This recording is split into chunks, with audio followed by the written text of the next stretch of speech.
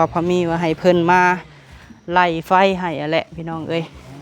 ให้เพิ่นมาไล่ก่อนว่าแนวใดพี่น้องเอ้ยว่าสิราคาเราคุ้มราคาเท่าใดเนาะสองบาทสองบาทเนาะโดยสองบาทไฟเบิ่งรถไอ้มีกระดอกนึงก็สวยเนาะห้องน้ำนี่ดอกนึงเนาะ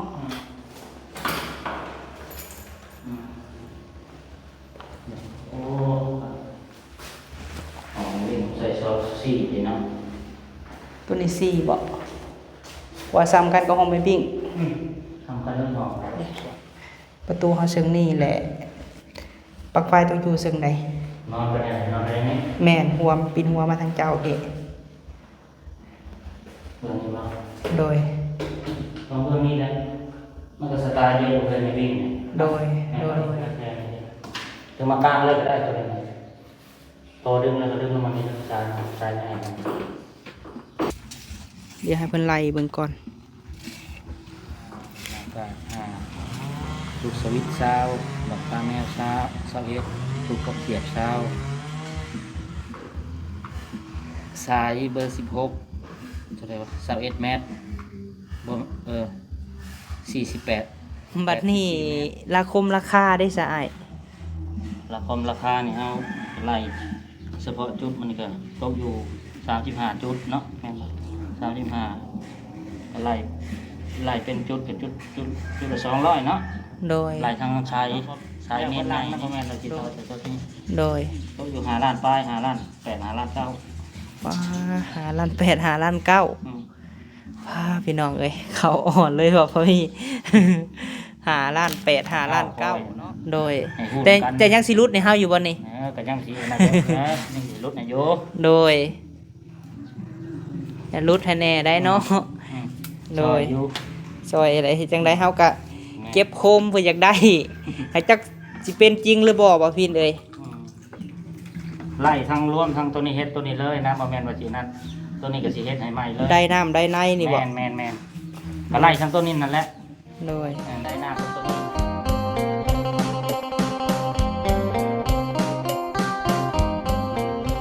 โดยกับทักทายสบาย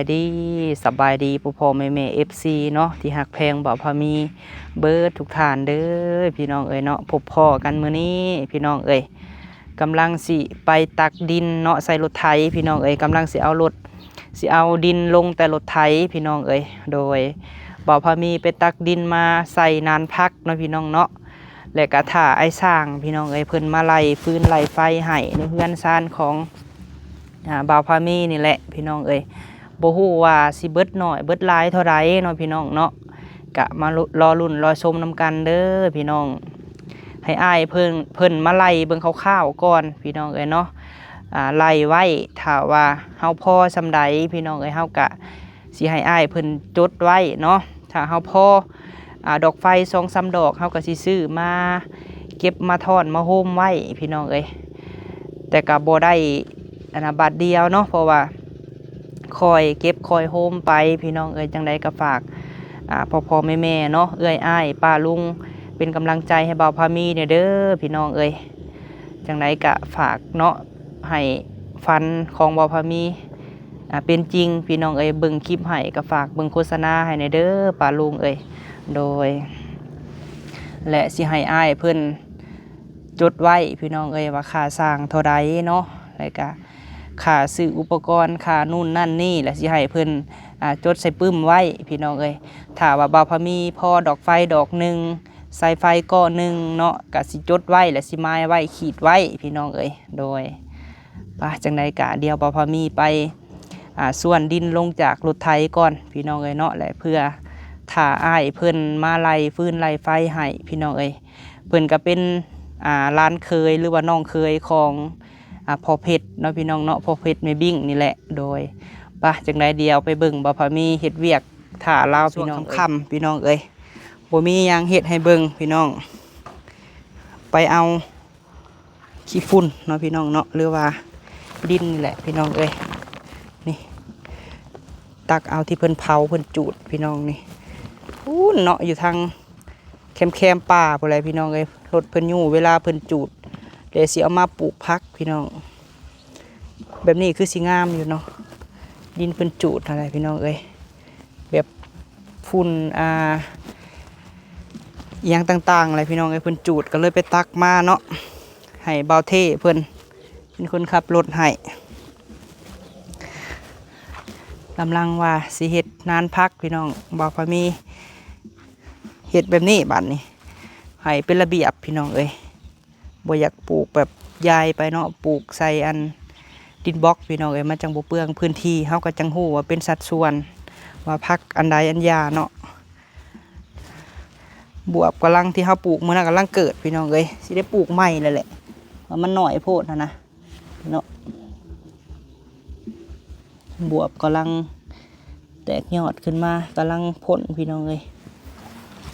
ถ้าเฮาบ่ใส่ดินอันนี้มันสิบ่งามเพราะว่าดินเฮาคูนใหม่หั่นนะแต่ก่อนก็งามอยู่แต่ว่าวันนี้เฮาคูนใหม่สิหาดินมาถมใหม่พี่น้องเอ้ยหาดินเดี๋ยวสิส่วนอันนี้ลงก่อนนี่ก่อนพี่น้องเอ้ย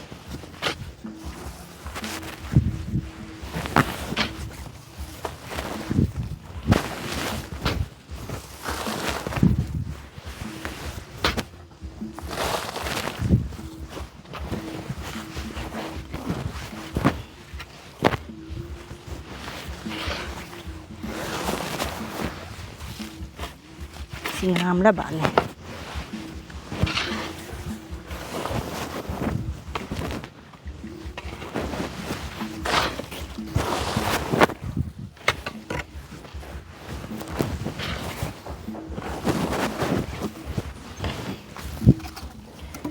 ได้เป็นสัดส่วนไปหั่นนะพี่น้องว่ามุมนี้อันโซนพักยั้งหั่นนะ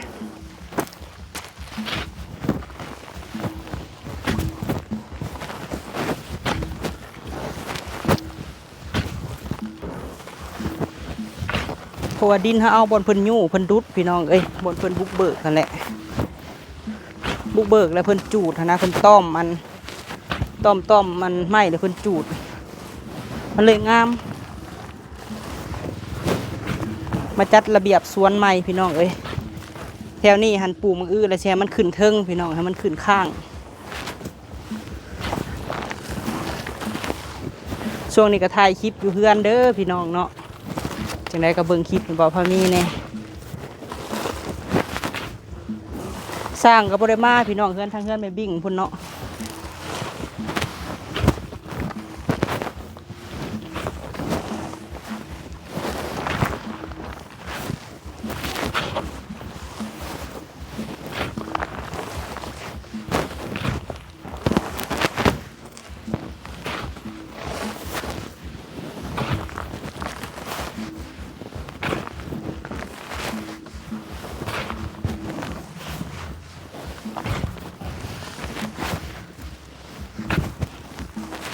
ไปซื้อก็ลดถึง300,000พอได้พี่น้องเอ้ยเดี๋ยวว่าเขาตักเอาได้เขาก็ตักเอาเนาะห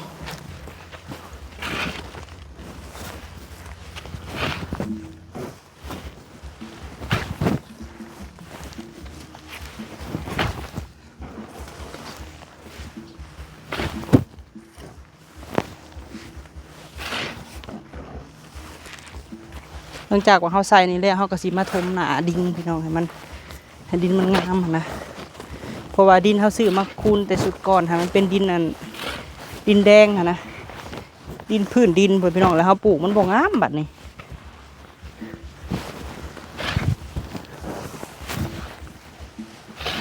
ดินมันบ่ได้หับสารอาหารมันดินจูดนี่งามเขาปลูกนั่นไง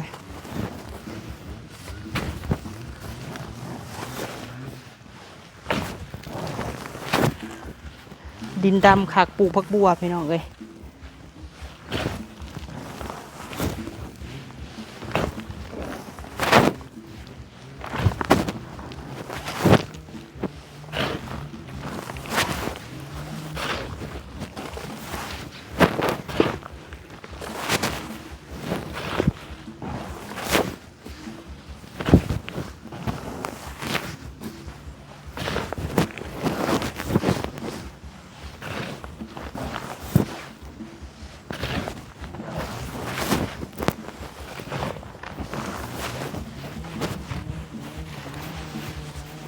ดี๋ยวตอนนี้จะให้เบิ่งก่อน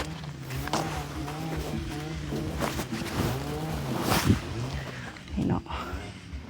ดินก็สิประมาณนี้พี่น้องเอ้ยนี่เนาะดินที่เขาเอามาหันมันเป็นดินดำแบบนี้แหละพี่น้องเอ้ย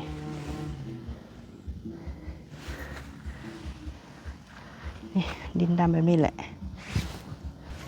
เดี๋ยวให้เบิ่งมุมนี้ก่อน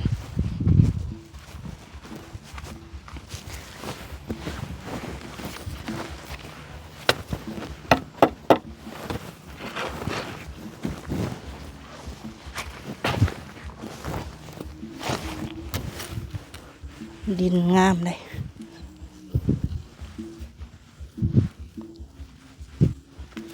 พอแล้วสิ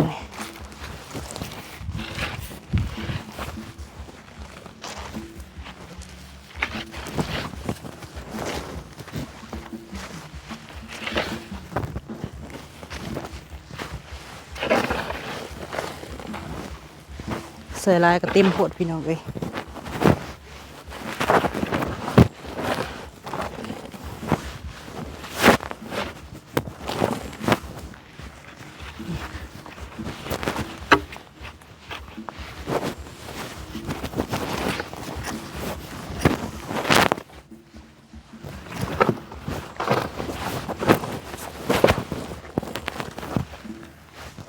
สิมาใส่ตัวน้ำบันนี่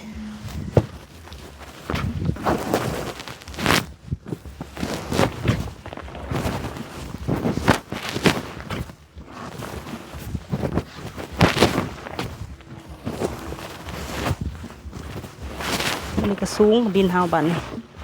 ห้องจากตัวเก่าพี่น้องจากเฮาเทหันดินนี้มันสีแน่นเลยแน่นเลยอันนี้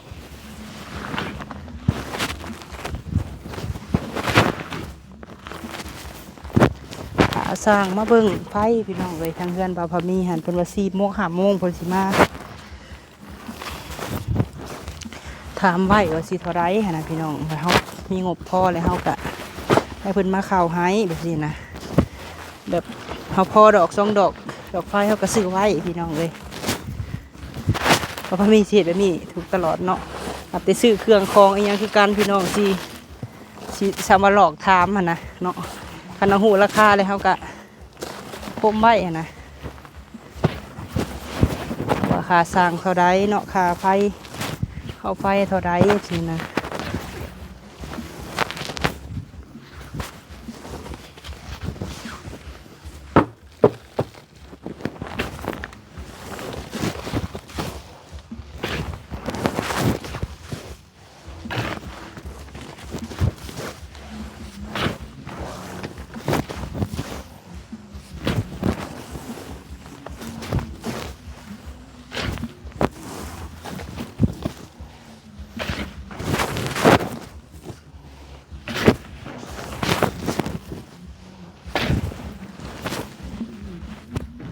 อื่นก็ไปเอาอีกพี่น้องเลย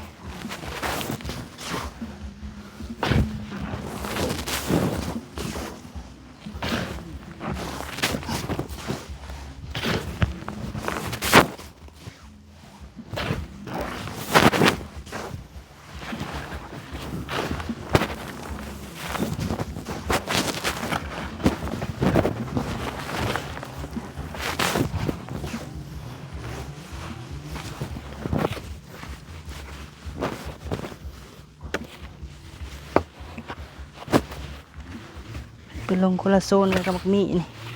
ขนุนแต่ว่าขนุนนี่ก็อ้อมไว้พี่น้องเลย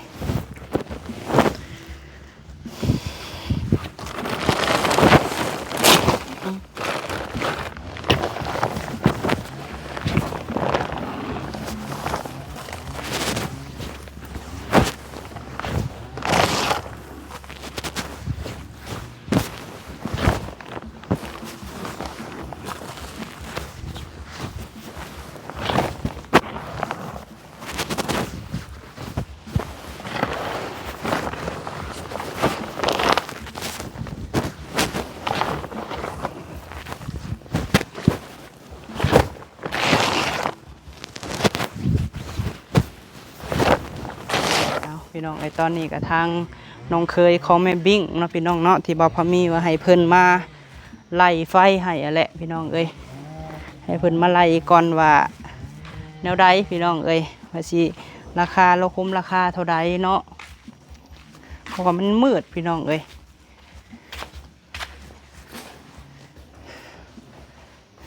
สบายดีเด้อบ่ฟินเด้อโดย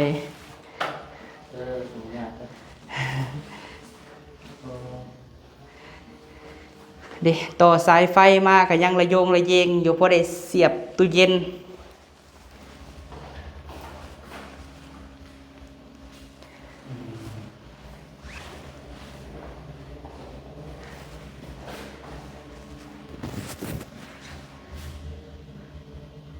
และนี่ทางนอกนี่อายประมาณจักดอกให้เจ้า ใส่ดอกตาแนวว่าดอกนอก แมนเพราะว่าคือคอมไม่บิ้งนี่มันก็บ่ได้แพงปานใดเนาะตัวดอกมันน่ะเท่าใดก็เฮาซื้อมื้อน่ะ23บ่ หอมอร่อยตาย บ่ ประมาณนี้นะประมาณอร่อยจังเลยนะระหว่างมันต่างเลยใส่สีดอกป่ะ 4ดอกบ่ น่ารักของแม่วิ่งนะแม่โอ้ วันนี้6ดอกมันบ่ทางนอกนี่ฮะ สีดอกนะ คือสมมุติว่า6ดอกนี่ถ้าเฮาบ่เปิดเบิดก็ได้บ่อ้ายเฮาเปิดแต่4 แม่ อื เขาใส่สวิตช์แนวละสอง โดย มีสีเนาะโอ้เนาะ เพราะว่าห้องเฮากับห้องโถงอันนี้หันซ้ำกันบ่กับคอมไม่บิ้ง น่าจะสั่งประมาณนี้เดียวเองแต่ว่าของแม่วิ่งกว้าง 12 เมตรของเฮานี่ค่ะห้องโถงนี่นะ กว้าง 10 เมตรเนาะประมาณ11 เมตรนี่แหละเพราะว่าอยู่พุ่นเฮือนครัวนั่น3 เมตรเด้เพราะว่าเฮือนเฮา13 เมตรเพราะว่าห้องโถงเฮือนบ่พามีนี่11พี่น้องเอ้ยความกว้างนี่11 เมตรเพื่อไปฮอดเฮือนครัวหั่น3 เมตรรวมเบิดพอดี13 เมตรความกว้างรวมยาว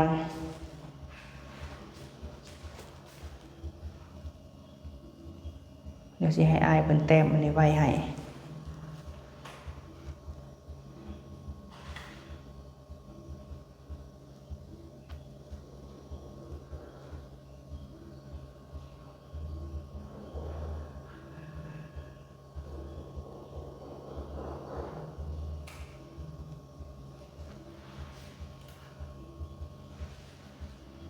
เดี๋ยวเพิ่นสิหมายไว้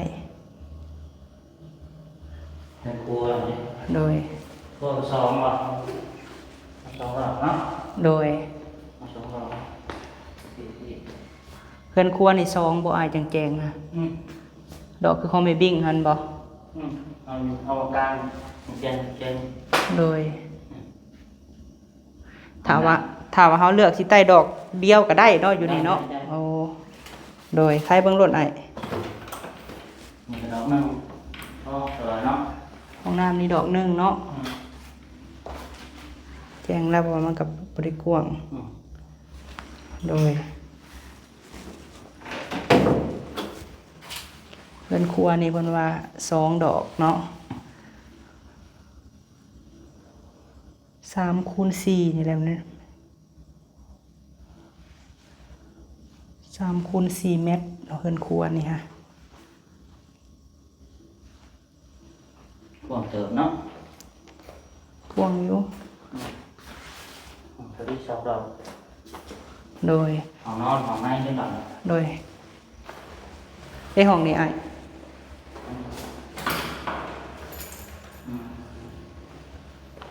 โอ้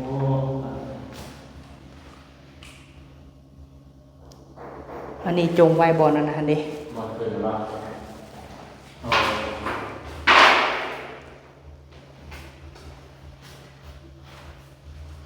เดี๋ยวจะให้เจ้าไล่ตัวห้องนอนนี้เปิดหน้าต่างก่อนมันร้อน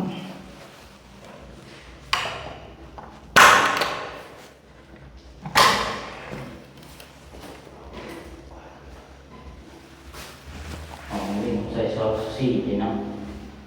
ตัวนี้4บ่ว่าซ้ำกันกับห้องแม่บิ้ง ทำกันเรื่องห้องกว้างกว่าเรา กว้างน้อยหนึ่งกว้าง50 เซน 4 ดอกเนาะ โดย 4 ดอกเอาวัดต่างๆเนาะ โดย อืม ถ้าว่าเฮาบ่ไต่เบิด4เฮาก็ไต่3ไต่ดอกเดียวก็ได้เนาะอ้าย ได้แนวละ2เอาเทื่อละ2ก็ได้ โดย ของอะไรคือกันเนาะ แม่น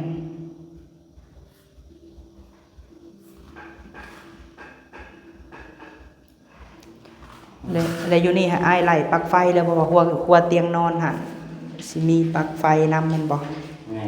เพราะว่าประตูอยู่ซึ่งนี้เนาะอ้ายเด้ประตูเฮาซึ่งนี้แหละปลั๊กไฟต้องอยู่ซึ่งใด นอนไปไหนนอนไปไหน แม่นหัวปินหัวมาทางเจ้าเด้ เรื่องนี้บ้าง โดย ลองเรื่องนี้นะมันก็สไตล์เดียวกันในวิ่งเนี่ย โดย อืม เพราะว่าทางนี้มันก็สิซึ่งอันทางออกโพดไปเนาะเอ้ยปลั๊กไฟบนหัวเตียงนอนหั่น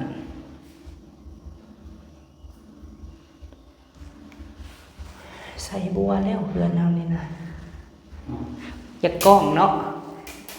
เชียงก็ปรับคือกันเนาะกับ2 ห้องเนาะ โดย อืมไปเนาะได้อันนี้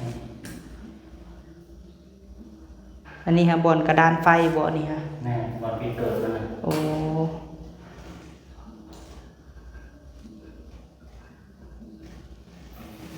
ถ้าว่าจะที่เอาตู้แบบของแม่วิ่งก็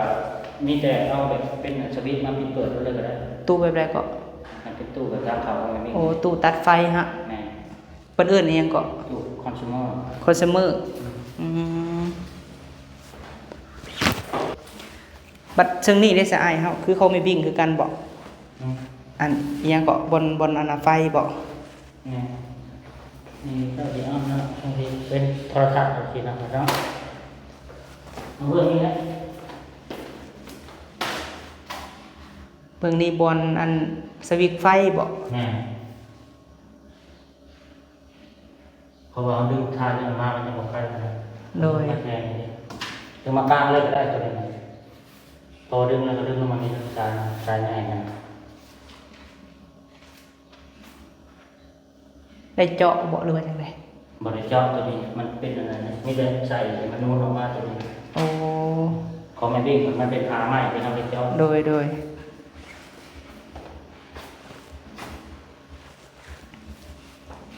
พัดลมนี่ครับ พัดลมบ่ได้ใส่พัดลม ได้เนาะ โดยเฮาอยากให้เจ้าไล่ให้หั่นแหละอ้ายเอ้ย ดูอากาศ2 โต3 โต ดูดอากาศ3เนาะห้องนอน2แล้วก็ห้องน้ำ1บ่ แม่ ให้สมมุติว่าอันนี้เฮาคือถ้าเฮาไล่นี่ก็คือไล่บัดเดียวเลยบอกแบบตัวว่าปลั๊กฟืนปลั๊กไฟบนโทรทัศน์นี่หั่นนะ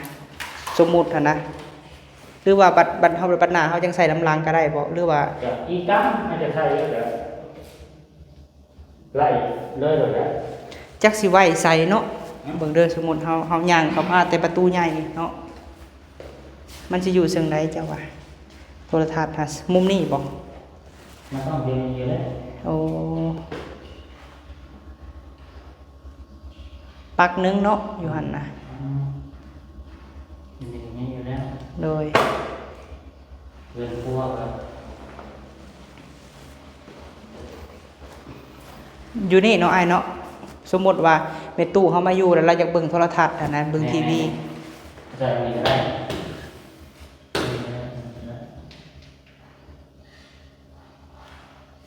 เรื่องนี้แล้วมาจากไหน โดยจะจดใส่เลยก็ได้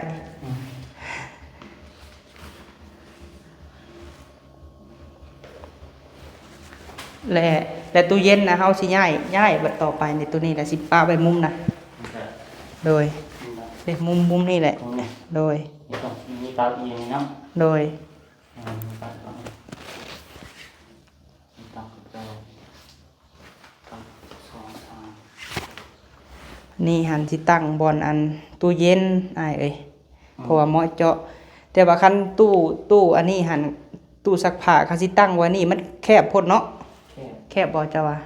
เพราะว่าอยู่ในให้พี่น้องก็หลายท่านก็คอมเมนต์บอกบ่พอมีอยู่เนาะว่ายันปลั๊กฟืนปลั๊กไฟแต่ว่าบ่พอมีซักเครื่องอะมันก็บ่ได้กระเด็นใส่ได้พี่น้องเอ้ยเพราะว่าเฮาอาบน้ำอยู่โซนพุ่นเฮาอาบน้ำนะ ส่วนพุ่นแหละนี่แล้วมันก็กว้างอยู่พี่น้องก็เห็นบ่เพราะว่ามียืนในคนละโซนเลย ตู้ซักผ้าอยู่พุ่นและปลั๊กไฟมันต้องอยู่หั่นแม่นบ่อ้าย นี่ใช่ครับ โดย แจ้งครับ อยู่หั่นเนาะ เยอะ เพราะว่าเฮาบ่ได้ให้น้ำถึกหันนะและตีนตู้ซักผ้าเนี่ยมันมีแนวห้องอยู่พี่น้องเอ้ยเห็นบ่นี่ก็มันใกล้สายน้ำแน่นะสายยาวอยู่ติเนาะอ้าย ดีเลย โดย ดีเลยใช่ แล้วเฮาจังว่าอัน ดีแล้วมันง่ายมากเก๊กละมันเป็นเรื่องครัวหรอมากครับ โดยจะโคกแน่ได้พี่น้องเด้อ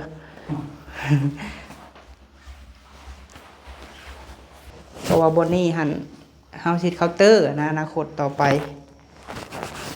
มันต้องมีปลั๊กไฟหมดอยู่นี่ฮะ นี่แหละ โอ้ บางทีใส่แกงอยู่โคกินใส่หมอสุกี้เด็ด โดย ใส่นี่ปักนี่ มุมนี้บ่ นี่แหละเขาเสิร์ฟออกมานี่นะประมาณ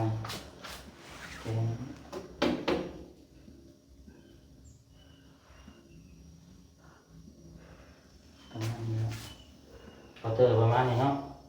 แม่น มาเนี่ยชา ถือว่าสิเฮ็ดพอได้ไว้เครื่องไว้ของทั้งลุ่มนะถ้วยบวง เพราะว่าของเฮานี่ก็คือสิบ่ได้หลายคือของแม่บิ่งปานใดแม่นบ่อ้ายโดย และเฮาจังให้เจ้าไหลเฮา สี่ห้า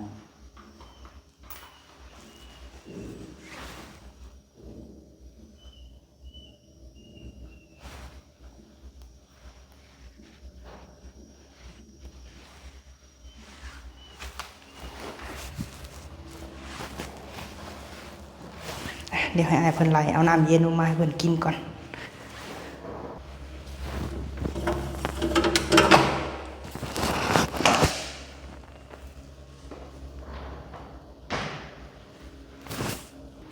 เอาน้ำเย็นลงมาให้อ้ายเพิ่นก่อนพี่น้องเอ้ย ตู้บักใหญ่ก็บ่ได้มีแนวใส่พี่น้องเอ้ยมีแต่น้ำเย็น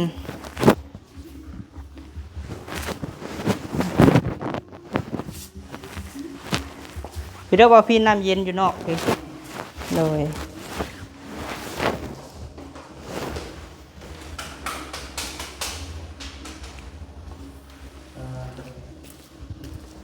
อย่าให้อายเพิ่นไหลทางนอกพี่ จะมีใส่ซอง ซองบ่ ซองบริดอกเดียวดอกมันนะวะ บ่มีแมงไหม้บ่ดอกมนต์นะ นี่แหละ มีบ่คันเอาคือของแม่บิ่งหั่นซองมันบ่โดย ซองเนาะ โดยเอาธรรมดาแหละ จะนั่นแมงไหม้เลยนั่นเลย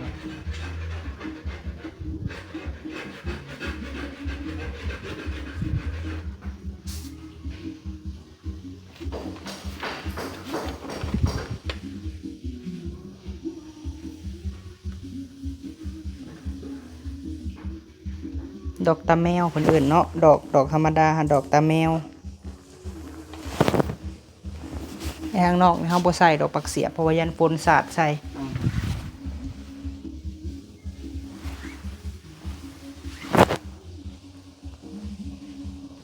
ผมมันก็บ่ได้เป็นหยังที่บ่พี่สมมุติว่าเฮาต่อเข้ามาแล้วเฮาบ่ทันเฮ็ดเพดานรอบนอกนี่นะ เท่าไร อันนี้ฮะ ไรเนี่ย โดย เขาเป็นยังไง โอ้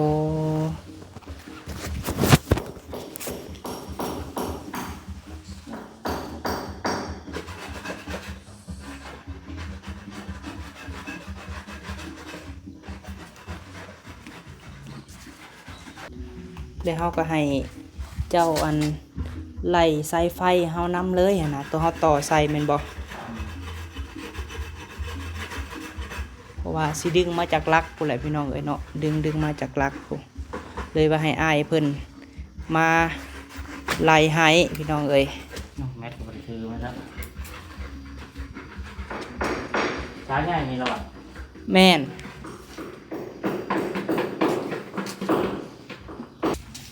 เดี๋ยวให้เพิ่นไล่เบิ่งก่อน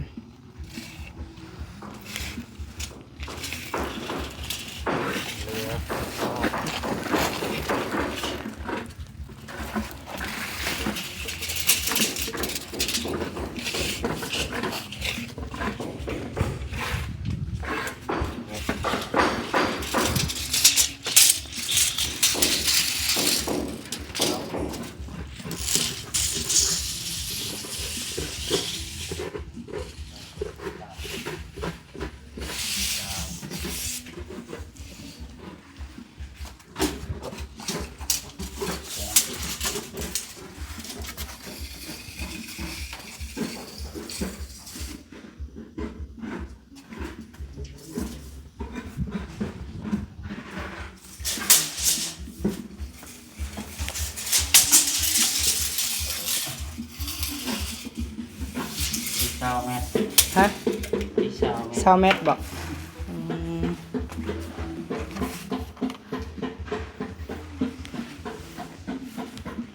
สายดำ20 เมตรทั้งเทึงนะเฮาใส่ท่อเอาบ่หรือเฮาบ่ใส่ก็ได้ ใช่อย่างนี้ ใส่ท่อเอาเนาะเพื่อความปลอดภัยแม่นบ่ เผื่อ21เนาะ21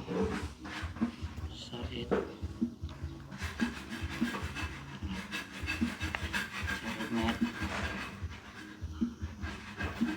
หักทุกเคลื่อนนี่ต้องมีนบ่ตู้ตัดไผบ่อ้าย แม่ โดย ตัวผมมันบางทีมันมีตัวหนึ่งผ้าแตกผ้านำกระตัด โอ้รุ่นธรรมดาหาก็มีอยู่ดอกเนาะจักเท่าใดเฮาซื้อของแม่บิ่งหั่น ผ่อนปลายบ่ พันกว่าบ่ห่านอันตัวเฮาไปซื้อน่ะถูกสุดนะเนาะในสวรรค์แม่นบ่ แม่นก็มีบางอันถือบางอันแค่ เออ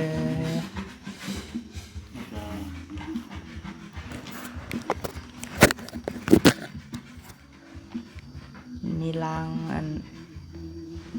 รางบุรี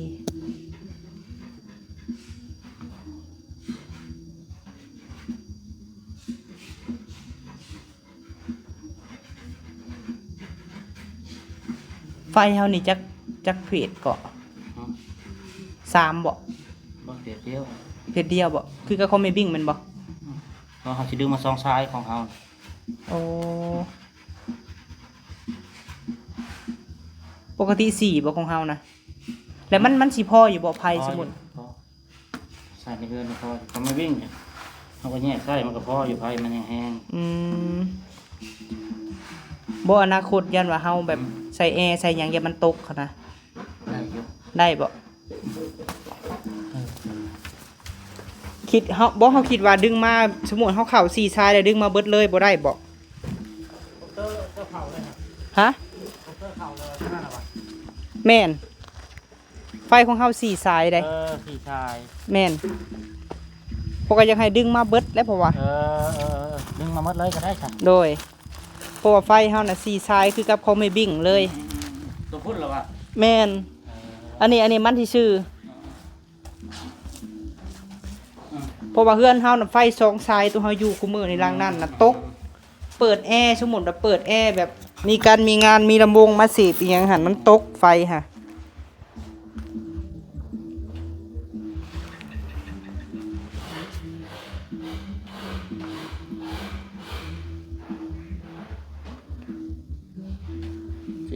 สี่เป็น8นิด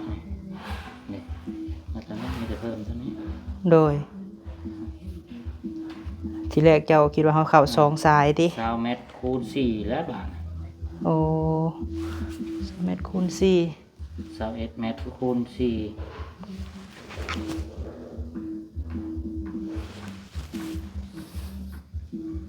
414 248 84 เมตรแม่นบอกไป พอดี84เมตรเนาะ เดี๋ยวก้อนหนึ่งเลยก็จะ โดยปกติหาก้อนหนึงหาเท่าไหร่อ้ายก้อนหนึงหาราคา 80มาซื้อตัวไหนจะเท่าไหร่ ราคาไหน ราคาเขาไม่บินจะเท่าไหร่เนาะ เฮาก็ลืมเลยมีแต่ในบินนั่นแหละ นี่จะเบิ่งในบินเนาะ โดยหักต้องใส่ทรายดำเนาะ แม่ โอ้โดยเฮายังให้เจ้าไล่เบิ่งดูว่ามีหยังแหน่ฮะโดย มีบล็อก100หน้ากาก5ลูกสวิตช์20บักตาแมว21ลูกกระเขียด20สายเบอร์16เท่าไหร่วะ21 เมตร48 84 เมตรตามบุรี3เฟส2อันบางบุรี4หน่วย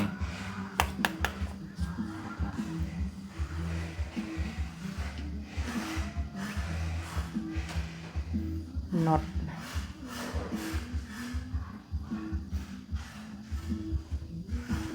แต่ว่าที่จดไว้นี่อาจจะได้ซื้อเพิ่มเนาะไอ้เนาะ นี่ โดย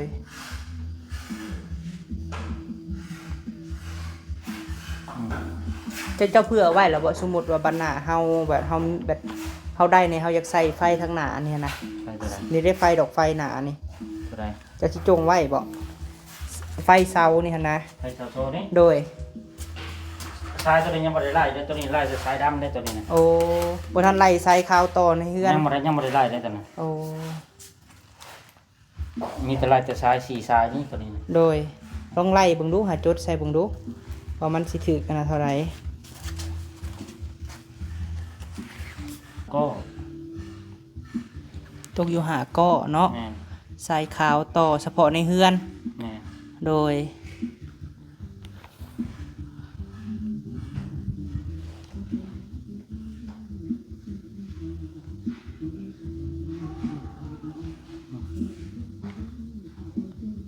คูณ1.5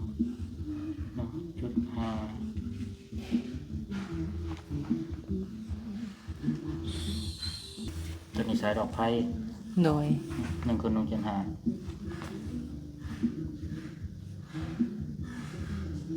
แต่คร่าวๆบางทีอาจจะได้ซื้อเพิ่มก็มี โดยใส่ข้าวๆลองเบิ่งเนาะอันนี้ค่ะเนาะบ่ง่ายเนาะอ้ายเนาะ โอ้นักหน่วงนะ นักอยู่เนาะ เติมอยู่ โดยเห็น ยังบ่ได้ไล่ท่อได้นี่ท่อเรื่องนี่เขาซื้อมาตอนนั้นเราจะ40เนาะเป็นสิประมาณเดียวกันนั่นแหละ 40อัน แม่น อ่ะจดใส่เบิ่งดูหาอ้ายท่อเหลืองท่อน่ะ2เมตรเนาะความยาวน่ะแม่นบ่ 4 4เมตร 6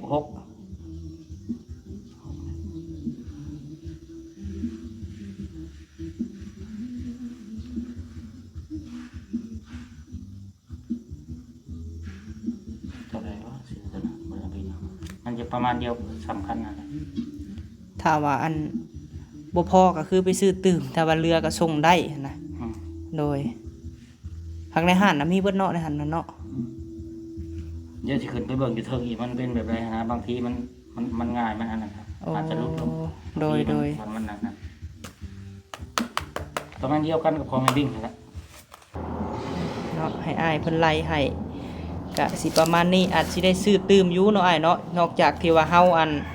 ไล่ไว้แม่นบ่ แม่น โดย บัดนี้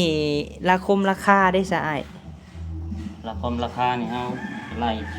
เฉพาะจุดมันนี่ก็ตกอยู่35จุดเนาะแม่นบ่35ก็ไล่เป็นจุดเป็นจุดละ200เนาะ โดย ไล่ทางชายเมนใหญ่นี่ โดย ประมาณ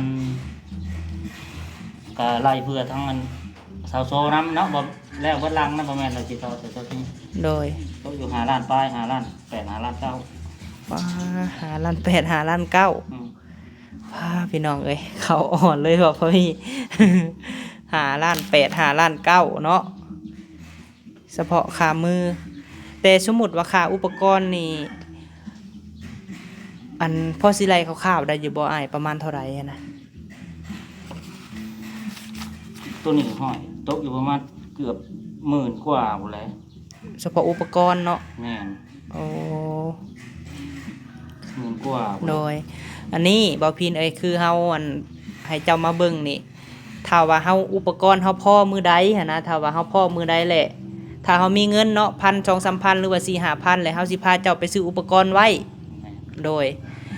แต่ถ้าว่ามันพอมือใดเฮาสิให้เจ้ามาลงมือ อืม โดย แม่นราคาตัวนี้ก็บ่แม่นว่าสินั่นราคาลงกันได้นะบ่แม่น โดย ว่าสิแบบว่าว้าวเท่าใดเท่านั้นเอาก็ลงกันได้เอาไล่คร่าวๆพอเห็นนะ โดย ให้ฮู้ แต่ กัน แต่ยังสิรุดในเฮาอยู่บ่นี่ ก็ยังสินะยังสิลดให้อยู่ โดยอย่ารุดให้แน่ได้เนาะ อืม โดย ซออยู่ ซอยอะไรเฮ็ดจังไดเฮาก็เก็บโคมเพื่ออยากได้ ให้จักสิเป็นจริงหรือบ่บ่พี่เอ้ย อืมไล่ทั้งรวมทั้งตัวนี้เฮ็ดตัวนี้เลยนะบ่แม่นว่าสินั่นตัวนี้ก็สิเฮ็ดให้ใหม่เลย ได้น้ำได้ในนี่บ่ แม่นก็ไล่ทั้งตัวนี้นั่นแหละ โดย ได้น้ำกับตัวนี้ไปใส่บอลเดียวอะครับ เพราะว่าตอนนี้เฮาก็ยังแล่นเสียบแล่นอันนั้นอยู่ทางปากน้ำปากในพี่น้องเอ้ยและจังให้อ้ายเพิ่นมาไล่เบิ่งเฮาจังได้ซื้อโฮมไว้ถึกอ้ายเอ้ย แม่น สมมุติว่าคันเฮาพอดอกไฟ 2-3 ดอกเฮาก็สิซื้อมาไว้นะ แม่น โดยไอ้เจ้ากระลุดให้เฮานี่ สิลดอยู่บัดฮอดนั้นแหละ โดย แต่ว่าหักปากเฮ็ดให้ โดย ก รือว่ารุดอายุ โดยหักมานำกันกับหมู่คือเก่าบ่2คนบ่ มากระโมง โอ้โดยแล้วมื้อนี้มาให้ไล่เบิ่ง ไล่คร่าวๆไล่ โดย ราคาเลยว่าราคาเคยเฮ็ดนะราคาทาง โดยก็สิประมาณนี้แหละอ้ายเอ้ยนี่แหละที่เพิ่นจดให้เนาะที่เพิ่นจดให้ก็สิประมาณ10,000กว่าเพิ่นว่าค่าอุปกรณ์หั่นแต่ก็เบิ่งตามตัวจริงพี่น้องเอ้ยบ่าวพามีก็สิซื้อมาโฮมไว้ซะก่อนถ้าว่ามันโทรศัพท์ถ้าว่าเฮาพอพี่น้องเอ้ยเฮาพอดอกไฟ2-3 ดอกหรือว่าสายเนาะก็1หรือว่าอันแมตร2-3 เม็ดก็สิซื้อมาไว้ก่อนนะเดี๋ยวให้อ้ายเพิ่นไล่ให้เนาะเดี๋ยวอ้ายเพิ่นก็สิรุดให้อยู่เฉพาะค่าสร้างก็จังได๋ก็ฝากเป็นกำลังใจให้ในเด้อพี่น้องเอ้ยว่าตอนนี้ก็ยังไฟอยู่เพิ่นก็เป็นร้านเคยของพ่อเพชรเนาะพ่อหักไปแหละกับแม่บิ้งพี่น้องเอ้ยว่าสิต่อสายมาให้เลยนะสายได้น้ำได้ในให้พี่น้องคันสิเว้าก็ไล่เบิดเฮือนเลย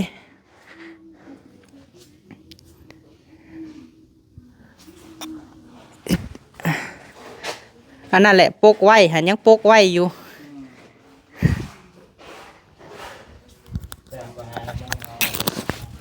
โดย แต่มันจะดึงเข้าในเลยโอ้สายไพ่บ่ สายใดนั่นแหละอันขน้ำเบิดกระแลนมาอันดึงคอใส่แท่งปกไว้นี่หันบ่เป็นปกหยังได้พี่น้องเอ้ยปกได้เนาะปกปลั๊กไฟคันสิเว้ากะเพราะว่าเฮาบ่ได้บ่ทันต่อเด้ปกไว้ซะก่อนย่านน้ำถึก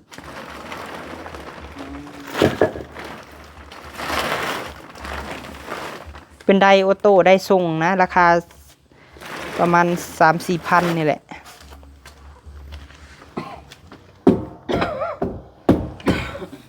แท่งนี่ 2,000 ลิตรแท่งนี่ฮะ มีคนอยู่เรือนเพราะผมนะ ร้านเพิ่นนั่นแหละ ร้านไม่บิ่งอะไรมื้อนี้สร้างเพิ่นก็บ่ได้มาซ้ำ มีแต่นั้นแหละ โดย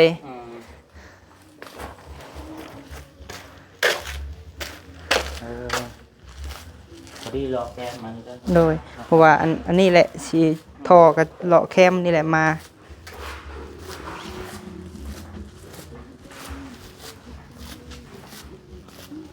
แม่เป็นได้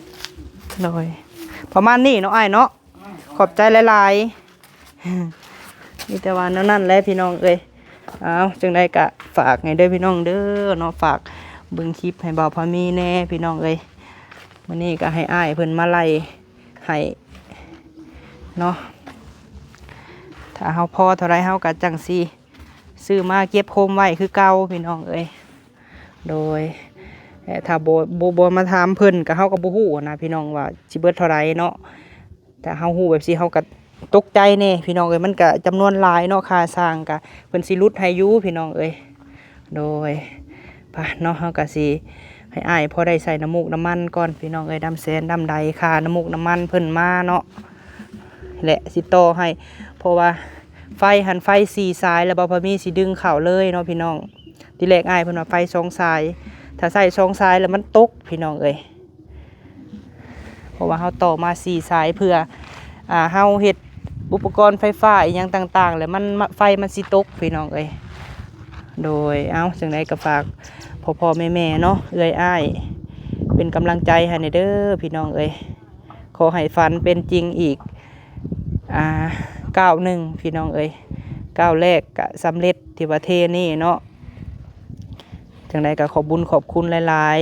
ๆเบิดทุกท่านเนาะพี่น้องจังไดก็บ่าวพามีลงคลิปก็ฝากเบิ่งคลิปให้ในเด้อพี่น้องเอ้ยขอบบุญขอบคุณสุมองสุบอนเนาะโดยสำหรับคลิปนี้ไปแล้วพี่น้องเอ้ยสบายดีเด้อพี่น้อง